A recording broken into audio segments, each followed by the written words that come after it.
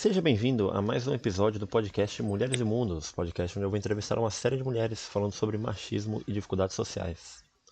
Hoje eu estou aqui com minha convidada Flávia Fernandes Fioravante, que é professora de Taekwondo. Se apresente, Flávia.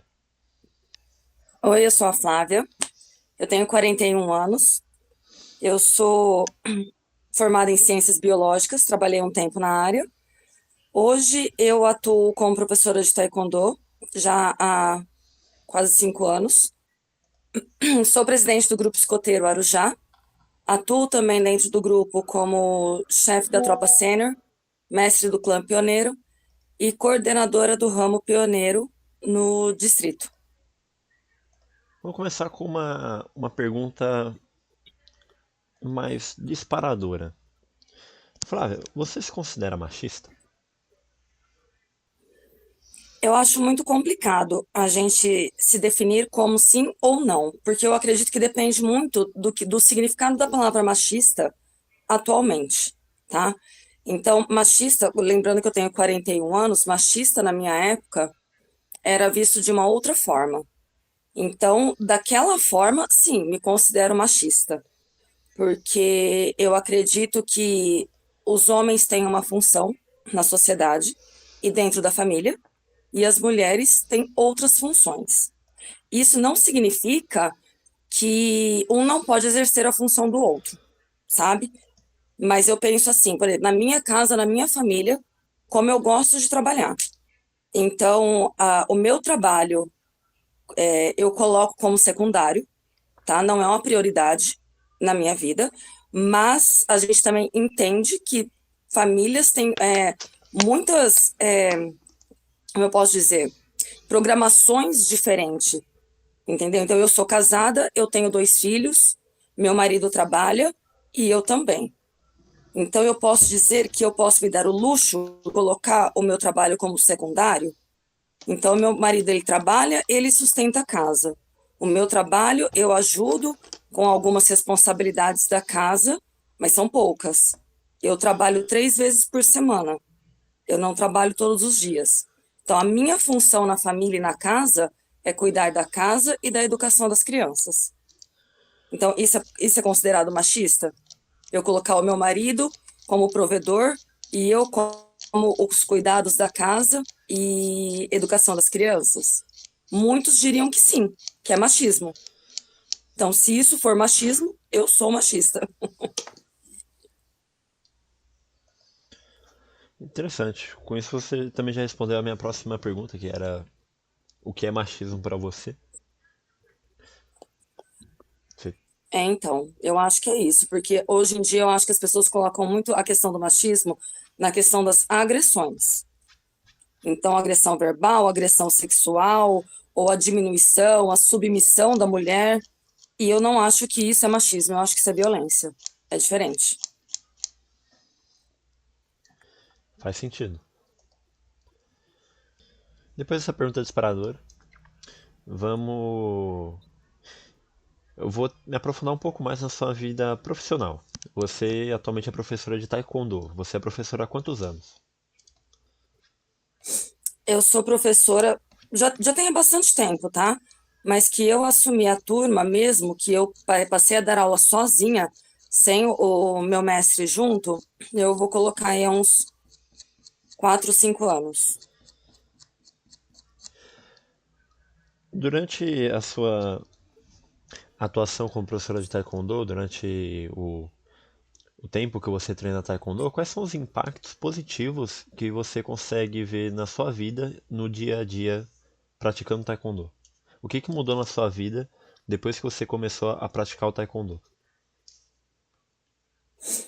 Bom, na minha vida, eu percebo a questão que eu sempre falei nos meus exames de graduação, que o mestre sempre perguntava o porquê que eu pratico taekwondo e porquê das graduações, e eu sempre disse que foi uma questão de superação. Então, eu tenho um pouquinho de baixa estima, né? Eu sempre acho que eu não sou boa o suficiente, então a cada graduação que eu fazia, era realmente uma superação. Realmente era muito difícil para mim me colocar à disposição ou ser testada, vamos colocar assim. É muito difícil para mim ainda. Então, cada vez que eu faço um exame de graduação, uma coisa que eu estou superando dentro de mim. Então, impacto para minha vida é basicamente esse: superação. E que impacto você consegue ver dentro da vida dos seus alunos? Dos meus alunos, eu percebo assim que a maioria dos meus alunos, eles estão lá para condicionamento físico, para saúde. Eu trabalho bastante com crianças e com jovens. E eu percebo que, assim, as crianças que treinam comigo, os pais colocam mais pela questão da disciplina, né? Aí, quando você já é um pouquinho maior, adolescente, eu percebo que os pais também matriculam seus filhos e os próprios adolescentes querem treinar por uma questão de definir o corpo, ter mais condicionamento físico, mais saúde. Eu tenho muitas crianças também com dificuldades motoras, então os pais também me procuram pela questão motora. Autoconfiança, aí tem mulheres que treinam comigo, adultas, que também treinam bastante para defesa pessoal. Então, embora a gente não use tanto na rua a defesa pessoal, porque é muito complicado hoje em dia você reagir a um assalto, alguma coisa assim, é mais uma questão de vida, principalmente para as mulheres, numa questão de violência sexual, é importante ter a defesa pessoal, e eu vejo que muitas mulheres me procuram para isso, para ter a autoconfiança, para conseguir andar na rua com um pouco mais de tranquilidade, se é que isso é possível, ou num barzinho, numa balada, nesses locais assim, normalmente as mulheres procuram para aprender essa defesa. Você acha que o taekwondo ele é uma boa forma de defesa pessoal ou você acha que tem outros esportes ou técnicas que são mais adequadas para essa finalidade? Eu não costumo fazer comparação, Jorge. Eu acho que todas as artes marciais são muito bem-vindas. Então, eu não acho que uma é melhor, outra é pior. Existem técnicas muito parecidas, inclusive, tá? Com poucas diferenças na questão de proximidade. Por exemplo, em relação a qual que é melhor, jiu-jitsu ou taekwondo? Eu não consigo te falar qual que é melhor. Eu te digo que se você percebe que tem uma agressão, que vai existir uma agressão, o taekwondo, ele vai impedir essa pessoa chegar muito perto de você. Você não vai permitir que ela chegue perto de você. Você vai se defender antes disso. No jiu-jitsu, se ela te agarrou, o jiu-jitsu vai ser melhor. Entende? Mas no taekwondo a gente ensina antes da pessoa te grudar, vamos dizer assim, né? Então é ter um alerta antes, se prevenir de um agarramento, alguma coisa assim. Temos técnica no taekwondo para uma questão de agarramento? Tem sim. Bastante, por sinal. É porque normalmente as pessoas pensam no taekwondo no WTF, que é o taekwondo olímpico, né? Esquece do taekwondo marcial. E ele tem sim muitos golpes que a gente ensina, que não é só aquilo que a gente vê nas Olimpíadas. Então é difícil você comparar uma arte marcial com a outra. Todas são ótimas. Eu acho que vai daquilo que você acha mais interessante, cultura, filosofia, para você escolher o esporte que você quer praticar. Você falou sobre o taekwondo nas Olimpíadas. Você acha que as pessoas não praticantes, elas acabam tendo um preconceito muito grande perante ao esporte por causa das Olimpíadas? Tipo, elas acham que o taekwondo é só aquilo das Olimpíadas. Olha, isso é uma discussão muito grande no meio do taekwondo, né? Hoje em dia, então, assim, o taekwondo marcial, ele existe ainda, é o chamado de ITF, e o taekwondo olímpico, que é o WTF, e hoje em dia a procura é maior pelo taekwondo olímpico, né? Mas quem é praticante de taekwondo antes da era olímpica reclama um pouquinho, sabe? Porque mudou muita coisa. Mudou muita coisa na prática. Então, que é outro termo que eu não gosto de jeito nenhum, em nenhuma área da minha vida, que fala taekwondo ficou Nutella. Gente, eu não suporto essa palavra. Eu acho que existem pessoas que querem praticar de uma forma, pessoas que querem praticar de outra. Não tem o problema de ser olímpico ou não. Então, o preconceito ele está mais na cabeça dos professores mais antigos e mestres mais antigos do que hoje em dia na população que vai começar a prática do esporte. Interessante. Você tem algum conselho para as mulheres que querem começar no esporte agora? O conselho é buscar um bom professor, uma pessoa que te dê o apoio que te é necessário, não desistir, porque muita coisa vai acontecer, como em qualquer área da nossa vida, muita coisa vai acontecer que, que vai fazer a gente desmotivar, principalmente no esporte, que ele é majoritariamente masculino. Então, para as mulheres ingressarem é um pouco mais difícil. E se inspirar em outras mulheres ou em outras pessoas que têm as mesmas dificuldades que você. Então, às vezes, eu não tenho uma renda muito alta, mas eu percebo que tem muita gente também de baixa renda que venceu no esporte. Então, eu me inspiro nessas pessoas.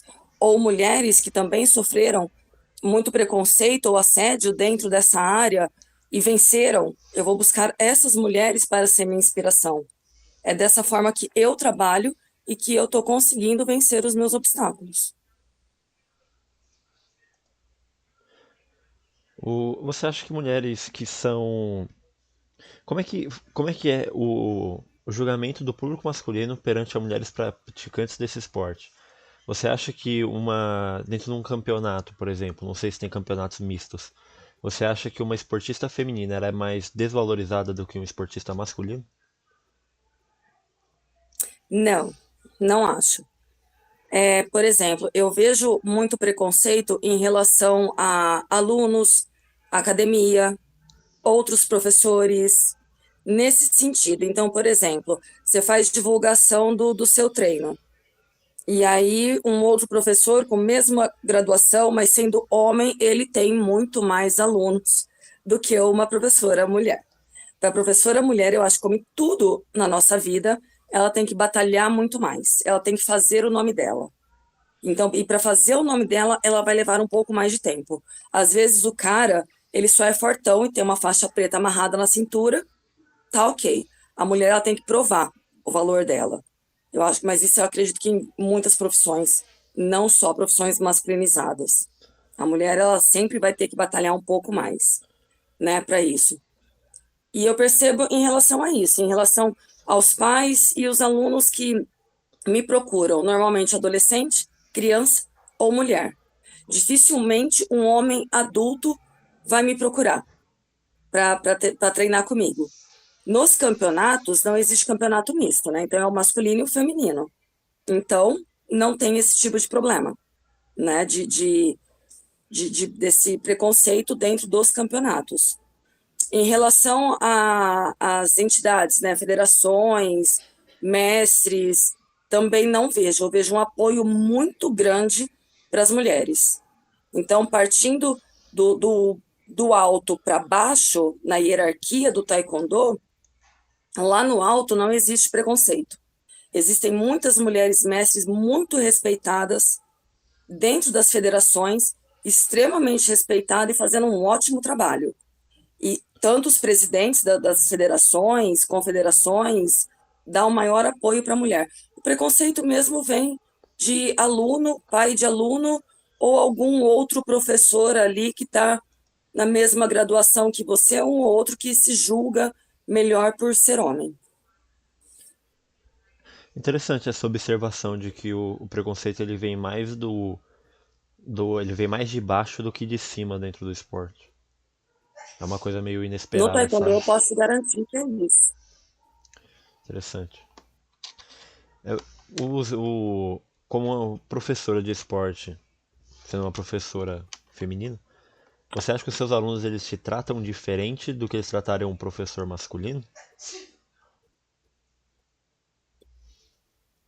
Não acho, porque grande parte da minha turma é uma turma que era do meu mestre, né? Um homem. E a gente sempre trabalhou muito junto e eu nunca percebi diferença de tratativa com ele ou comigo. Eu acho que aí eu acho que é até um ponto mais legal no fato de ser mulher.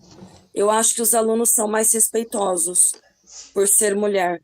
Em relação à brincadeira, tratativa, acho que são mais afetivos por ser mulher. Isso é uma parte que eu gosto, que eu acho mais legal, que eu me beneficio pelo meu gênero, pelo meu sexo. Isso é um negócio muito interessante. Quando eu tava no ensino médio, eu tinha, eu já tinha virado chefe escoteiro no final do meu ensino médio, então eu já tinha meio que um olhar analítico perante o método educacional e os meus colegas de classe. E eu percebia que os alunos eles costumavam tratar muito diferente as professoras dos professores. Eles respeitavam muito mais os professores só por ser homem, não necessariamente por ter a voz grossa ou por falar alto, só o fato de ser homem. Eles acabavam respeitando ele muito mais do que eles respeitavam as professoras. Isso eu acho que dentro da escola pode acontecer porque pelo posicionamento da mulher num geral, né? Porque existem suas exceções. Do posicionamento da mulher em geral, da fragilidade da mulher. Então, até pela, como você disse, a questão da voz, ser mais afetiva, de ter um tamanho menor, um, um- um- uma condição física mais delicada. E isso é normal, gente. Se a gente vê dois leões na selva, um magrelinho ali, que você percebe que ele já não está. Ele poderia até estar bem, mas ele é mais magrelinho. E um outro leão mais parrudo, mais forte, com certeza você vai ter mais medo do leão mais parrudo, né? Eu acho que isso é uma coisa visual. Você colocar uma professora bombada lá, bem posicionada, com o peito estufado para frente e falando firme, não digo grosso, falando firme, ela vai ser respeitada. E eu não acho que é um problema do aluno ou um problema das pessoas. Eu acho que é instintivo, sabe? Eu acho que é da pessoa mesmo, é do ser humano. Você fazer esse diagnóstico prévio. Interessante essa comparação com o mundo animalesco. Eu vejo mais como uma construção social. Tipo, não sei explicar, mas na minha percepção, eu acho que é mais normal na sociedade, você ter mais medo da figura masculina e respeitar ela mais do que a figura feminina. Por exemplo, quando uma criança faz besteira, a mãe usa como ameaça, seu pai, vou contar pro seu pai vai te bater. Então isso faz a criança ter mais medo do pai do que da mãe. Eu acho que isso acaba refletindo em outras situações fora de casa. Então eu acho que eu vejo como uma construção social esse respeito predominante sobre a figura masculina. Pois é, mas eu penso que pode ser uma construção social, sim.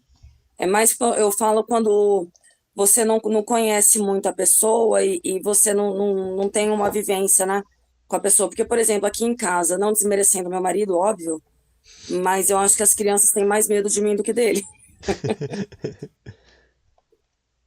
Ele é bonzinho, ele é muito afetivo, entendeu? Então eu acho que eles acabam respeitando mais a mim do que o pai.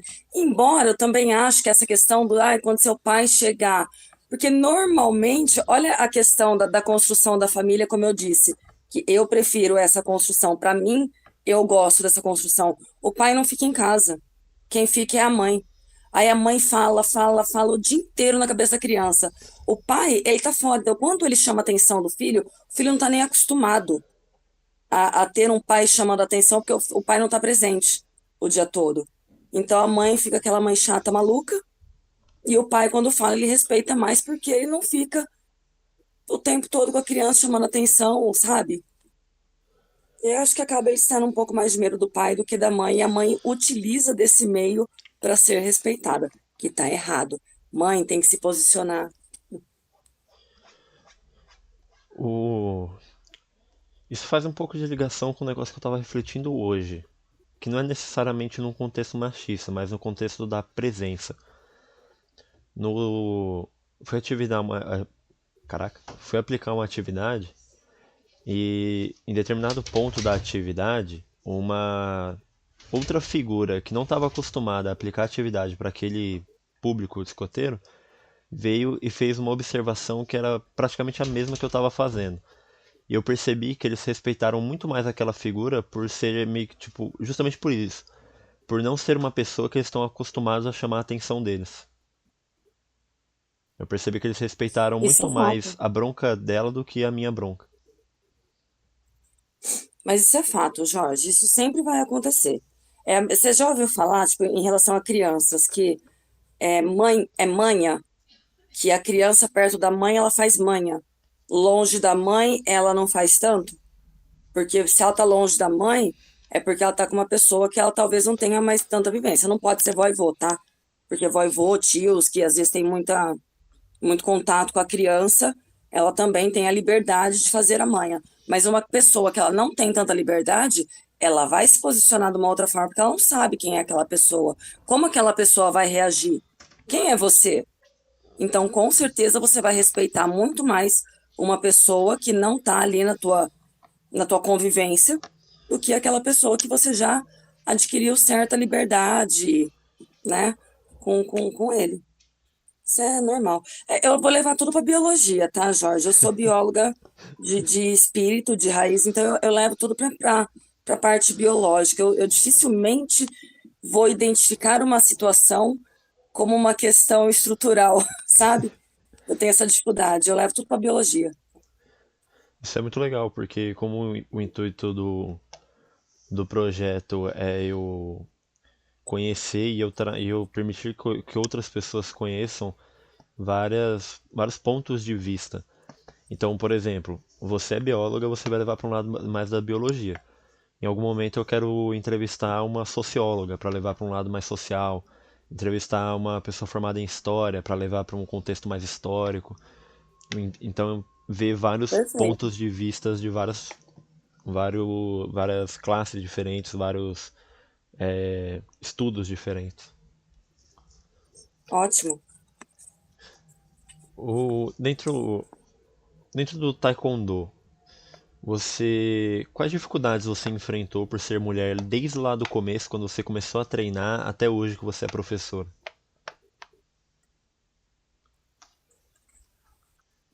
Quando eu comecei a treinar, eu tinha 13 anos. Naquela época, de fato, não tinha mulheres treinando. Então, eu era praticamente todas as academias que eu treinei sempre foram, eu sempre estava no meio masculino, né? Então, assim, não tive, tive sim, lembrei agora. Tive muito assédio, muito assédio. Você tá no meio de um monte de homem, sempre tem os homens, né, que fica dando em cima e tal. Tive sim essas questões em algumas academias. Mas graças a Deus, esse assédio nunca foi muito direto. Sempre foi uma coisinha aqui, uma coisinha ali, que te deixava um pouco sem graça, mas que eu sempre me posicionei. Eu nunca tive medo de me posicionar em relação a isso. Já dava um corte logo e já não tinha mais problema com aquela pessoa. Eu sempre fui bem curta e grossa nesse sentido. Eu não gosto de pessoas me pegando, eu não gosto de pessoas me abraçando, me segurando. Então eu sempre me mantive, sempre soube colocar o meu espaço, o meu limite. Então eu não tive muito problema mais sério por conta disso. Mas sei que algumas meninas não conseguem ter esse posicionamento. E eu sempre tive desde muito nova. Mas acho que só esse que eu tive de problema. E quando eu era mais nova, hoje em dia, dentro do meio, eu não tenho mais esse problema.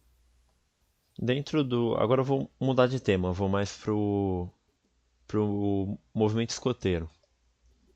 Se a primeira pergunta em relação ao movimento escoteiro é se você pudesse compartilhar alguma coisa sobre a crença escoteira para o mundo dos leigos, como meu amigo redigiu essa pergunta, o que você compartilharia? Alguma coisa que você aprendeu dentro do movimento, alguma coisa que os escoteiros aprendem e que é interessante que as pessoas de fora do movimento saibam ou aprendam também?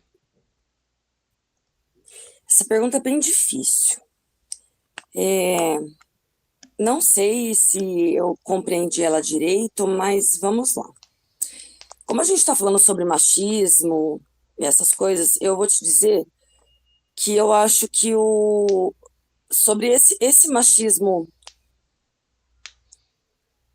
mais, mais violento, vamos dizer assim, eu sofro muito mais dentro do movimento escoteiro do que no taekwondo, entendeu? O movimento escoteiro, eu acho que, né, até por historicamente, por ter sido um movimento para meninos, que depois entraram as meninas e as crianças e tal, eu acho que ainda tem muita gente que entende que o escotismo é para rapazes. Não entendeu ainda que as mulheres estão dentro do movimento, né? Não vejo esse preconceito em relação a pais ou jovens. Eu vejo esse preconceito entre os próprios adultos voluntários. Embora, se você for fazer uma pesquisa nos grupos, as mulheres estão dominando o movimento. Nós temos muito mais chefes mulheres do que chefes homens dentro do movimento. Só que esses homens, a grande maioria, aceitam as mulheres. Eu acho isso muito estranho. Mas, de qualquer forma, nós estamos dominando, tá, gente? E devido a tudo isso, sim, estamos dominando.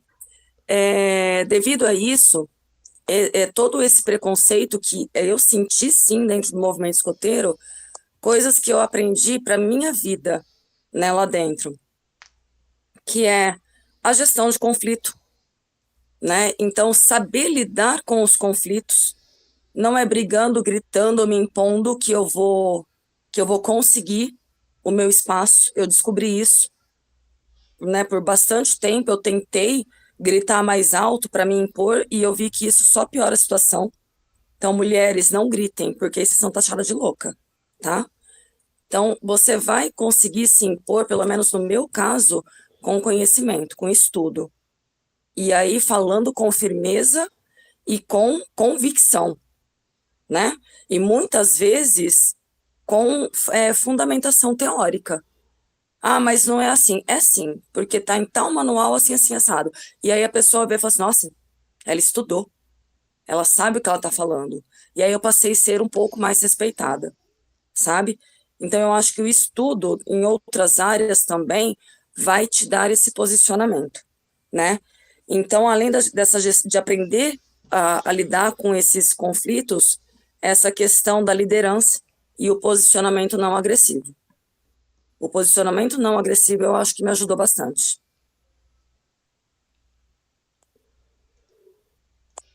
Desde que eu entrei no movimento, eu fiz essa observação de que tem mais mulheres do que homens. E não só dentro do movimento, até quando eu estava na escola, porque eu percebi que a maior parte das minhas professoras eram professoras, em comparação à quantidade de homens que me davam aula. Era tipo, sei lá, se eu tinha 12 professoras, eu tinha 3 professores homens. E dentro do escoteiro eu percebi essa mesma coisa. Esses dias eu tava olhando, tava curiando em algumas informações do nosso grupo, e eu achei uma informação de que 75% da nossa chefia é composta por mulheres. Eu achei muito legal, tanto pelo fato de ser um número muito grande, quanto pelo fato de ter uma parte no site que dá essa porcentagem, que é específica para isso. Não sabia que o site dava essa informação. Da porcentagem do nosso grupo, em porcentagem em números, eu não sabia. Mas é nítido que nós temos muito mais mulheres. E sempre teve, Jorge. Não é de agora. Sempre teve mais mulheres do que homens. Desde que eu entrei para o movimento. Isso é muito bacana. Eu acho que até eu sempre fui uma pessoa muito analítica, eu sempre gostei de analisar as pessoas as coisas e as pessoas. E eu percebo muito nitidamente a diferença entre método educacional de professores homens e método educacional de professoras mulheres. Eu sempre percebo uma diferença muito grande e percebo que as professoras mulheres elas conseguem ensinar de uma forma muito mais simplificada um tema complexo. E eu acho muito legal isso, porque me dá a impressão de que o gênero feminino ele tem muito mais facilidade para a área educacional do que o gênero masculino. Talvez para essa ideia essa construção social do homem ser mais agressivo, mais imponente, e aí acaba que o método educacional dos homens costuma ser um pouco mais agressivo, um pouco mais imponente. E aí isso acaba causando um estranhamento nos alunos, enquanto o método feminino é um pouco mais carinhoso, um pouco mais compreensivo, e aí acaba prendendo mais a atenção dos alunos. Eu tenho uma resposta biológica para isso também. Diga. A mulher, ela. Não vamos falar de machismo de novo, tá? Mas a mulher, ela tem essa questão da afetividade muito mais aflorada do que o homem. Então, se você pegar nos primórdios, aonde realmente lá atrás, tá? Vamos pensar na época das cavernas? O que que a mulher fazia? Ela cuidava da prole. Ou vamos pensar na maior parte do mundo animal? A mulher cuida dos filhotes, certo? E o homem vai à caça, certo? Então, hoje em dia, né, neurocientificamente dizendo, o homem na educação de uma criança ou de um jovem, ele pensa, ele tem que ir para a guerra, ele tem que ir para a luta, ele tem que ser forte, ele tem que conseguir vencer esse cara aqui ou esse moleque que tem que dar certo, ele tem que funcionar, entendeu? O pensamento masculino, certo? A mulher, ela pensa, eu tenho que proteger. Eu tenho que fazer com que essa criança ou esse jovem, ele consiga se proteger lá fora, na rua. Então eu tenho que ensinar ele de uma forma onde ele também consiga uma autoproteção. Então ela vai mexer muito mais na parte afetiva e emocional dessa criança. Ela vai ensinar de uma forma mais afetiva e mais preocupada com o emocional daquele jovem do que um homem, porque o homem está basicamente num treinamento e a mulher está num ensinamento. Deu para entender a diferença? Sim, sim. Normalmente quando eu penso nisso, eu associo mais à Segunda Guerra, por exemplo, que os homens eles tinham que ir para a guerra e as mulheres ficavam mais com os trabalhos da sociedade, tipo educação. Porque, sei lá, os professores homens iam para a guerra e aí tinha mulheres que tinham que substituir eles. Mas realmente eu consigo entender que isso. Até vou dar uma pesquisada depois que talvez isso seja um aspecto que vem muito antes da guerra. Tipo, sei lá, da Idade Média, por exemplo, que os cavaleiros eram os homens e as mulheres ficavam com as outras tarefas. Muito interessante isso. Biologicamente falando, o nosso cérebro ele vai funcionar dessa forma. A parte hormonal, a parte neurológica, neurotransmissores, é completamente diferente, gente. É diferente, entendeu? Então, a função de um corpo de uma mulher para a função de um corpo de um homem é diferente. Existem algumas exceções, existem, com toda certeza existe exceção, de um homem ser muito mais afetivo e uma mulher ser muito mais agressiva nesse sentido, tá? Do que a gente está falando. Claro que existem as exceções, mas num geral, num contexto geral, existe sim uma grande diferença científica no corpo de cada um para exercer as funções de cada um. Também é muito relevante essa questão da afetividade dentro do movimento escoteiro, porque eu vejo o método educacional escoteiro como que ele funciona muito mais com base na afetividade, na compreensão e na análise do que na base da disciplina, do medo, da bronca. Então, a- pelo menos a minha percepção, para você conseguir ser um bom chefe escoteiro, você conseguir criar uma conexão ali com a tropa escoteira, com a tropa sênior, criar uma conexão ali com os jovens, você tem que ser uma pessoa mais afetiva. Por exemplo, eu consigo citar uma série de exemplos dentro da minha tropa, porque, pô, eu sempre fui muito mais afetivo quando eu tô ensinando alguma coisa. Eu consigo ser rígido, consigo ser mais firme, mas eu prefiro muito mais ser afetivo. E aí isso faz com que seja muito fácil para mim criar uma conexão com o jovem. Às vezes, sei lá, em eventos, por exemplo, eu vejo um jovem lá uma ou duas vezes no evento, e aí na próxima vez ele já lembra de mim. Às vezes eu nem falei com ele e ele lembra de mim por causa do jeito que eu fui com ele, por causa do que eu tratei, porque eu tratei ele bem, porque eu fui mais compreensivo, fui mais afetivo de alguma forma. Então eu acho que dentro do movimento escoteiro, o método educacional é muito mais com base na afetividade. Então eu acho que a afetividade é um aspecto muito mais relevante dentro do movimento. Acho que isso No mundo de implica, hoje. é, Realmente, antigamente era mais zoado. Então eu acho que isso implica diretamente no fato de ter mais mulheres do que homens dentro do movimento. Mas eu digo no mundo de hoje, ô Jorge, pelo seguinte: hoje em dia, a- as crianças e os jovens, aí existem várias teorias, tá? Eu tenho algumas, mas não sei se são reais, na minha percepção. Hoje em dia, os jovens são muito mais carentes e muito mais é, perdidos emocionalmente.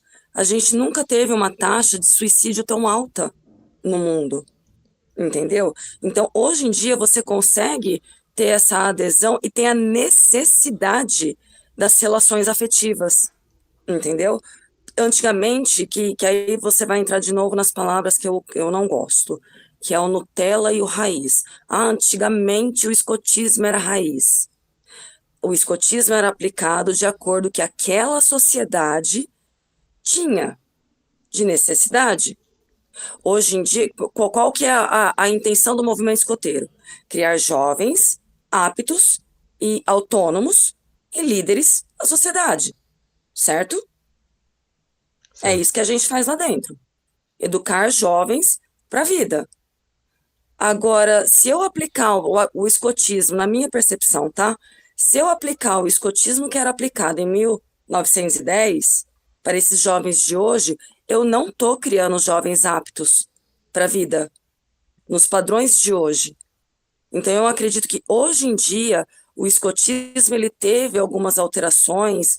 A gente lida com o jovem de uma forma diferenciada, porque esta é a necessidade do jovem atualmente. Agora, por que que esta é a necessidade do jovem atualmente? Aí a gente conversa por umas 24 horas seguidas discutindo isso, né? Eu acho que não cabe aqui, mas a gente tenta fazer o que é melhor para o jovem neste momento. O- uma observação muito legal em falar que os jovens atualmente eles são mais carentes. Tanto que na progressão do ramo escoteiro tem lá uma competência que é entendo meus sentimentos e sei a quem procurar quando estou triste ou confuso. E pô, eu não me recordo agora de quando que é o programa educativo antes da atualização agora de 2025, mas eu acho que deve ser de 2011, mais ou menos, ou até um pouco depois. E pô, é muito legal pensar que eles pensaram, não necessariamente que eles pensaram, mas que isso era um problema há 12 anos atrás. E que atualmente ele continua sendo um problema. E, tipo, tá, isso era um problema. Foi percebido que isso era um problema e ele continua sendo um problema. Por que que ele continua sendo um problema? Onde é que tá o erro? É muito curioso pensar isso. Porque, tipo, Então, esse é o grande questionamento. Aonde está o erro? Eu acho que tem muitos, mas muitos fatores das alterações de geração, que nem todo mundo fala que essa geração, tipo a geração sua e os mais novos, tá? Essa geração veio com erro de fábrica. Não foi, não. A geração com erro de fábrica foi a minha. Nós não estamos sabendo educar as crianças. Nós não estamos dando suporte suficiente como mãe e pai para essas crianças e pelos jovens. O erro está na geração aqui, ó, da década de 70, 80, que eu acho que é a grande maioria. O erro está ali, porque tá aumentando esse problema. E aumentando muito, demais da conta, entendeu? Então, eu acho que o erro está aqui. Nós não estamos sabendo dar o que o jovem precisa, como pai e mãe, tá? Não como chefe escoteiro, professor ou qualquer coisa do tipo. Eu acho que o grande problema está dentro das casas, na minha percepção, entendeu? Agora, porque o pai e a mãe não foram mal criados, não foram criados direito, não acho que é isso. Eu acho que o maior problema é o problema socioeconômico. Então, por exemplo, na época da minha mãe, a maioria das mães estavam em casa, cuidando dos seus filhos, dando suporte, ajudando, educando. Não digo todas, muitas trabalhavam, mas a maioria estava dentro de casa. Hoje em dia, por problema socioeconômico, a maioria, agora já trocou, a maioria está fora de casa trabalhando. e essas crianças estão sendo educadas por outras pessoas, entendeu? Ou é uma pessoa que a mãe paga ali muito pouquinho para ajudar a cuidar da criança, ou essa criança fica numa escolinha, ou ela fica numa creche, que ela não tem um atendimento personalizado. Então, ela não está sendo vista como um indivíduo, ela está sendo vista como muitas pessoas junto, muitas crianças junto ao mesmo tempo, entendeu? Na minha percepção, eu acho que o grande problema está sendo isso, essas crianças não estão sendo assistidas como deveriam ser. Hoje, sobre essa última parte das crianças não serem assistidas, porque tem muita criança ao mesmo tempo, hoje mesmo eu estava pensando sobre isso. Eu fui fazer a avaliação da atividade que eu apliquei há 2 dias atrás, e eu percebi que existe um elemento em específico na minha tropa que eu não sei avaliar ele. Tudo que eu faço, eu não consigo olhar para ele e falar, pô, ele desenvolveu isso daqui ou ele não desenvolveu. É só uma incógnita completa. E aí eu fico meio preocupado, tipo, caraca, eu nem tenho tanta gente, é, tipo, são 15 jovens. Eu consigo gerenciar e analisar 14 deles, mas esse um em específico eu não consigo. Por quê? Onde é que eu tô errando? E aí eu sei que uma hora eu vou aprender, mas se pra mim, que com 15 jovens já tô cometendo um erro em analisar eles, imagina num sistema de escola pública, onde tem 40, 50 alunos dentro de uma sala de aula. Como é que o professor vai conseguir analisar cada um desses? Ainda mais agora no sistema integral. Pô, o aluno ele passa mais tempo, praticamente mais tempo na escola do que ele vai passar em casa. Como é que ele vai ter esse desenvolvimento? Porque em casa os pais dele, porra, conseguem avaliar ele, tipo, conseguem analisar ele, ter o contato com ele, conhecer o próprio filho. Agora que ele vai passar mais tempo na escola do que em casa, quem é que vai conhecer ele? Porque o professor não vai. Então vai meio que causar um distanciamento do aluno, do jovem, e eu me preocupa um pouco que o jovem passe a se sentir sozinho. Porque, pô, ó, eu terminei a escola não faz muito tempo. Faz 1 ano, 2 anos. E na minha geração já tinha essa parada de se sentir sozinho dentro da sala de aula, porque é muita gente, porque não tem, às vezes não tem um contato muito legal com os pais, não tem um contato muito legal com os irmãos, e acaba se sentindo muito sozinho. Imagina agora que ele vai ter ele vai passar mais tempo em meio a muitas pessoas e vai ter menos contato com pessoas sozinhas. Então eu tenho medo disso gerar uma sensação muito maior de solidão nas próximas gerações do que na minha. Porque se na minha já era grande, imagina nas próximas agora. Não sei se vai mudar alguma coisa, Jorge, porque assim, o fato da criança passar mais tempo na escola não significa que ela vai ter menos tempo com os pais. Porque, como eu disse, às vezes a criança na escola, talvez, quem sabe, a probabilidade dela estar sendo assistida por um professor, um amigo, uma faxineira da escola, de uma tia da cantina, sabe, dela conseguir se comunicar com alguém, talvez seja melhor, porque se ela estiver em casa, lembra que eu falei que o grande problema é que o pai e a mãe estão trabalhando? E essa criança está sozinha. Aí é que ela não está assistida mesmo. Principalmente se a gente está falando de um Fundamental 2 ou um ensino médio. Entendeu? A criança está em casa sozinha. O fato dela ficar menos tempo na escola não significa que ela vai ter mais tempo com os pais. Faz sentido. Mudou meu É mindset. difícil, né? Mudou meu mindset. É difícil demais, é muito complicado. Então é o que eu tô te falando, não é culpa dos pais, não é culpa das crianças. Para mim, a culpa é do que nós estamos vivendo hoje. Entendeu? Como nós estamos tendo que lidar com a sociedade hoje, num contexto geral. Aí a gente vai discutir política, vai discutir educação, emprego. Nós vamos entrar num assunto que não vai acabar tão cedo, entendeu? Mas os pais, eu acredito que eles estão fazendo o que é possível fazer, se esforçando ao máximo para dar o melhor para os seus filhos. Só que a gente não está conseguindo. A gente não está conseguindo, entendeu? É o que eu tô falando. Eu sou privilegiada. Eu sou uma mulher privilegiada, porque eu consigo dividir muito isso com o meu marido. Eu consigo estar dentro de casa para cuidar e orientar os meus filhos, mas quantas mulheres não podem? Quantas mães solteiras nós não temos? Quantas famílias que a mãe tem que trabalhar de sol a sol e o pai também, para que possa comer, pagar o seu aluguel, água e luz. Não é para luxar, entendeu? Não é para ter um dinheiro extra. É para sobrevivência da família. Quantas não estão nessas condições? E aí, o que que você faz? Ah, mãe, você tem que olhar mais para o seu filho. Como, coitada? Como que ela vai olhar mais para essa criança? Se ela não for trabalhar, a criança não come.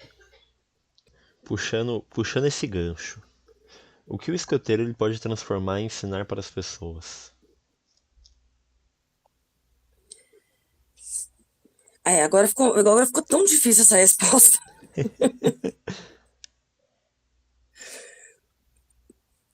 Olha, eu acho que dentro do movimento escoteiro, o que a gente mais ensina, o que eu prezo mais lá dentro do movimento, é a questão do caráter, da solidariedade, né? E afetividade, né? Nessas três áreas de desenvolvimento aí: social, afetivo e caráter. São as que eu mais gosto, as que eu mais prezo, porque eu acho que isso é o que está faltando muito no mundo. Pessoas de boa índole, que tenha caráter, que tenha hombridade, que tenha honra, que essa palavra é tão fora de moda, extremamente fora de moda, né? E o olhar solidário, o olhar para o próximo.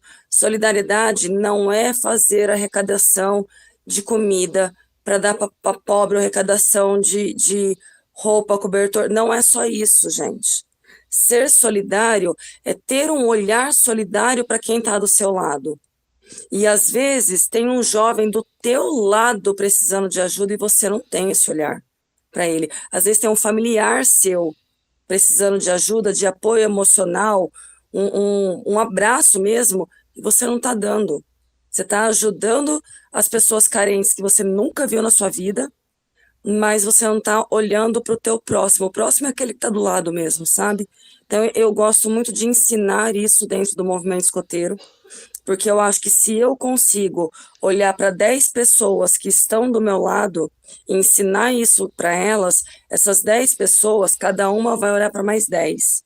E isso a gente faz uma enorme corrente, sabe? De apoio emocional, de apoio financeiro, de apoio estrutural, é tudo isso, entendeu? Então é isso que eu ensino para os jovens, que eu acho que faz mais sentido para o mundo de hoje em dia, para que esses jovens consigam sobreviver ao mundo lá fora, sabendo que vai ter gente que vai olhar para ele também com esse olhar e vai dar suporte para ele. Então, essa é a ideia de mudar o mundo. Achei uma ótima resposta. Como chefe escoteiro também, eu também gosto muito de trabalhar o afetivo e o caráter e o espiritual. Eu gosto bastante do espiritual, mesmo não sendo muito religioso. E realmente eu acho que são os aspectos da nossa sociedade atual que mais estão em falta.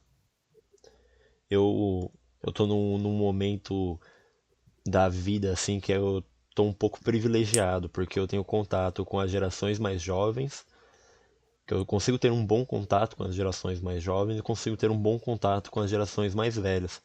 Então eu consigo ver o que está faltando nas gerações mais velhas e o que está faltando nas gerações mais jovens. Eu percebo que é praticamente a mesma coisa, que é justamente a honra, o caráter, o olhar para o próximo. Então eu acho que foi uma ótima resposta. É o que eu penso. Você tem um acúmulo de cargos e funções muito grande. Você é diretora-presidente do grupo, você é coordenadora adjunta do Ramo Pioneiro no distrito, você é professora de taekwondo, você é mãe. Como é que você faz para conseguir gerenciar tudo isso de uma forma tão boa? Como é que você consegue lidar com tantas responsabilidades?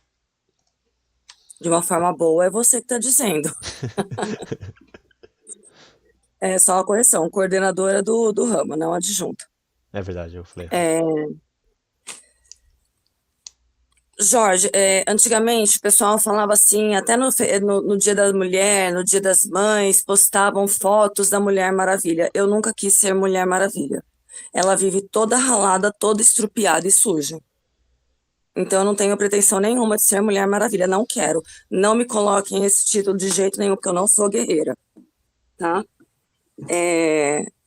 Surto bastante, mas aí vindo mesmo, como é que eu faço tudo? De verdade, gente, não é frase feita, não é, ai meu Deus, todo mundo diz isso. Não, é amor. É você realmente gostar daquilo que você faz.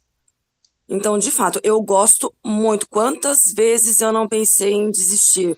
Quantas vezes? Mas na hora que eu ponho na balança as minhas dificuldades e tantas coisas boas que eu recebo em todas as profissões, vamos dizer assim, em todas as áreas com que eu atuo, é tão bom, é tão gratificante, que isso te dá força. Sem contar que eu tenho muito apoio do meu marido, eu tenho apoio dos meus filhos. Hoje em dia eu tenho o Lucas, que ele é um pouquinho mais velho, está com 16 anos, então a gente já trata um ao outro de igual para igual em relação às dores, aos sofrimentos. Então o Lucas me entende muito, ele me ajuda muito, me dá muito suporte emocional, como eu também dou para ele. A Laura é muito, eu ainda sinto que ela é muito pequenininha, né? Tá com 12 anos, então ela não entende muito a questão das frustrações, né, do adulto, da depressão, do desânimo, falta de motivação do adulto, né? Dos problemas adultos, vamos dizer assim. Mas é, tenho muito suporte da minha família e principalmente dos meus amigos. Então, toda vez que eu tenho alguma dificuldade, eu vou correr no colo de um amigo meu. Eu não guardo minhas emoções para mim, não guardo. Então, às vezes, eu dou uma surtada e eu vou procurar alguém, eu vou surtar, eu vou chorar, eu vou pôr para fora aquilo ali, entendeu? Para que eu consiga me centrar de novo, continuar trabalhando, continuar batalhando. Organização, tento ao máximo, mas como eu fico bastante tempo em casa, né? Eu trabalho pouco tempo na escola, dando aula e tal, e no escoteiro, então eu estou muito tempo em casa. E aí, minha família, né? Eu tenho meu pai, que tem Parkinson, eu tenho a minha mãe com um pré-diagnóstico de Alzheimer, a minha irmã, que trabalha longe pra caramba, que sai 5:30 da manhã e volta 10 horas da noite para casa, e minha outra irmã, que mora na Itália. Ou seja, então eu tenho que dar suporte para os meus pais também. Então, às vezes, eu faço uma programação do dia, hoje eu vou focar no escoteiro, vou fazer todas as minhas atividades do escoteiro, e amanhã eu vou fazer do taekwondo, e aí eu tenho que socorrer meu pai, eu tenho que socorrer minha mãe. Coisas que acontecem durante o dia que não tem, né? Emergência não tem uma previsão, né? Então, com crianças, com os meus pais, com tudo. Então, assim, é bem corrido e bem maluco, bem caótico. Mas, como a gente gosta muito desse caos, a gente consegue fazer tudo e acho que está funcionando. Vou partir agora para as 5 perguntinhas que eu faço em toda entrevista no final. A partir da sua experiência pessoal, como lidar com o machismo? Ai, gente, posso ser sincera? Eu não ligo muito para isso, sabe? Eu acho que eu cheguei num ponto, assim, do meu autodesenvolvimento que, por exemplo, o machismo para comigo, eu não tô nem aí. Eu não tô nem aí. Eu não ligo. O que as pessoas pensam ou falam ou qualquer coisa não influencia na minha vida. Aí você fala assim, ah, mas e sua mãe? E sua irmã? A sua filha? Bom, eu crio minha filha de uma forma também que ela tá bem pouco se lixando com isso aí. A Laura é muito autossuficiente, pelo que eu percebo, assim, sabe? Pouquíssimas as vezes que a Laura precisou de ajuda minha para entender alguma situação. Até posso contar uma situaçãozinha da Laura que foi muito interessante, que eu amei? Pode. Bem curtinha. A Laura, o Lucas veio para mim, estudavam os dois na mesma escola, e o Lucas chegou em mim e falou: Mãe, a Laura tá sofrendo bullying na escola. Falei: Como assim? E a Laura estava no quarto dela e com certeza ele estava escutando a nossa conversa na cozinha. Falei, como assim sofrendo bullying? Ah, eles estão chamando ela de gorda. E ela ficou chateada, tal. E eu quero saber se eu posso resolver o problema na escola, como um bom irmão mais velho, graças a Deus. Aí eu falei, me explica direito o que tá acontecendo. Nesse momento, a Laura veio na cozinha. Ela falou assim, o que que vocês estão falando? Eu falei, filha, você tá sofrendo bullying na escola? Tem alguém te perturbando na escola? Ela falou, tem. Falei, você quer a ajuda do seu irmão? Você quer que eu faça alguma coisa? Ela falou assim, o problema é meu e eu estou resolvendo. Não preciso de ajuda. Falei, nossa. Falei, se você precisar de ajuda, você vai me avisar e avisar o seu irmão? Pode deixar, eu aviso vocês, mas o problema é meu e eu resolvo. Falei, eita. Caraca. Falei, e ela resolveu o problema. E ela resolveu o problema. Entende?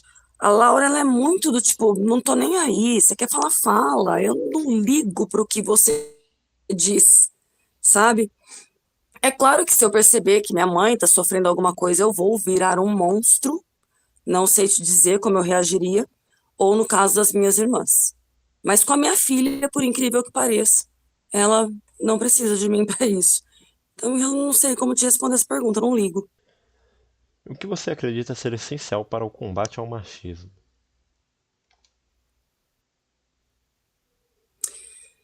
Eu acho que o posicionamento da mulher, o empoderamento, só que não esse empoderamento goela abaixo.